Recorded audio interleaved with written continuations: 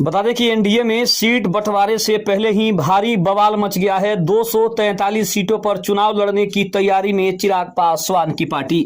नमस्कार, मैं हूं संजीव और आप देख रहे हैं आप तक न्यूज। अगर आप हमारे चैनल पर नए हैं तो चैनल को जरूर सब्सक्राइब कर लें। बता दें कि एनडीए में धमाका हो गया है। एनडीए में धमाका इस बात के लिए हुआ है कि चिराग पासवान की पार्टी ने 243 सीटों पर चुनाव लड़ने का बड़ा फैसला कर दिया है।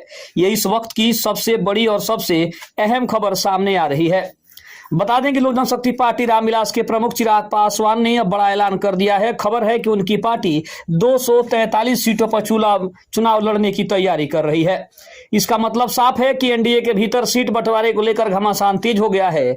जदयू और बीजेपी पहले से ही अपने अपने हिस्से की सीटों पर दावा कर रहे थे। ऐसे में चिराग का यह रुख गठबंधन में नई मुश्किलें खड़ी कर सकता है। राजनीतिक गलियारों में चर्चा है कि चिराग पासवान अपने जनाधार और लोकप्रियता के दम पर ज्यादा सीटों की मांग कर रहे हैं।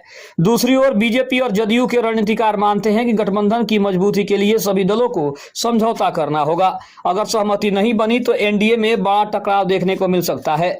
कुल मिलाकर बिहार की सियासत में चिराग पासवान फिर से किंग मेकर की भूमिका में नजर आ रहे हैं। दूसरी तरफ हम ये भी कह सकते हैं कि चिराग पासवान ने अपनी लोकप्रियता का पूरा फायदा उठाने की कोशिश की है, क्योंकि जिस तरह से जदयू और बीजेपी लगातार ये संदेश दे रहे हैं कि चिराग पासवान की पार्टी को 20 से 25 सीटें ही मिल सकती है, जिसके बाद चिराग पासवान की पार्टी ने बड़ा कदम उठाते हुए ये बड़ा महत्वपूर्ण फैसला किया है। अब इस ऐलान के बाद एनडीए गठबंधन में सीटों का समीकरण बिगड़ता हुआ नजर आ रहा है। जहां जदयू अपने परंपरागत जनाधार और संगठनात्मक मजबूती का हवाला देकर अधिक सीटों की मांग कर रही है, वहीं बीजेपी अपने राष्ट्रीय प्रभाव और कैडर बेस के दम पर बड़ी हिस्सेदारी चाहती है। अब चिराग पासवान का यह तेवर गठबंधन में घमासान को और ज्यादा तेज कर सकता है। वहीं चिराग पासवान की अगर दलील की बात करें तो चिराग पासवान का मानना है कि उनकी पार्टी का जो वोट बैंक है वो सीधे जो है जनता से जुड़ा हुआ है। रामविलास पासवान की विरासत और युवा नेतृत्व की वजह से आज जनता उन्हें सीएम के चेहरे के रूप में देख रही है। ऐसे में वे किसी भी कीमत पर कम सीटों पर समझौता करने के लिए बिल्कुल भी तैयार नहीं है।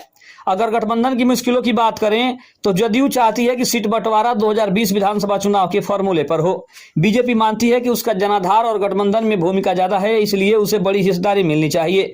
वहीं लोजपा रामविलास का दावा है कि जनता का रुझान उनके पक्ष में है, इसलिए उन्हें बराबर या उससे ज्यादा सीटें मिलनी चाहिए।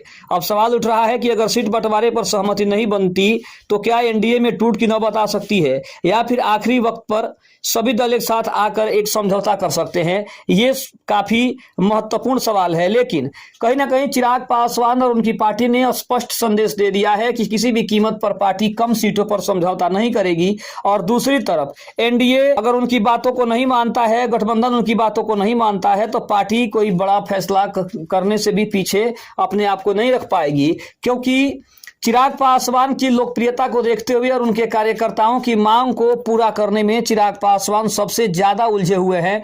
क्योंकि कार्यकर्ताओं का कहना है कि उनकी पार्टी की जितनी क्षमता है उसके हिसाब से उनको हिस्सेदारी भी मिलनी चाहिए, और इसके लिए वो ना किसी का पैर पकड़ेंगे और ना ही वो किसी के सामने गिड़गिड़ाएंगे।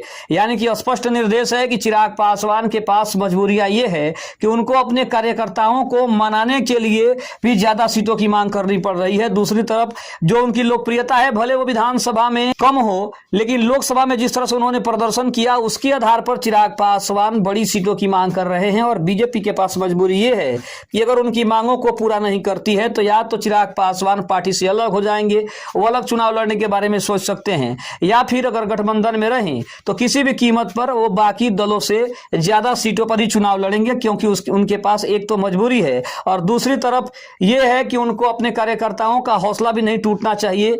वो अपने कार्यकर्ताओं के हौसले को बचाने के लिए और साथ ही साथ जिस तरह से उनकी लोकप्रियता है उस लोकप्रियता को भुनाने की कोशिश में चिराग पासवान अब असमंजस की स्थिति में है। तो वहीं एनडीए चिराग पासवान की वजह से पसोपेश की स्थिति में दिखाई दे रही है। खबर कैसी लगी कमेंट में जरूर बताइएगा। तब तक के लिए धन्यवाद। जय हिंद, जय भारत।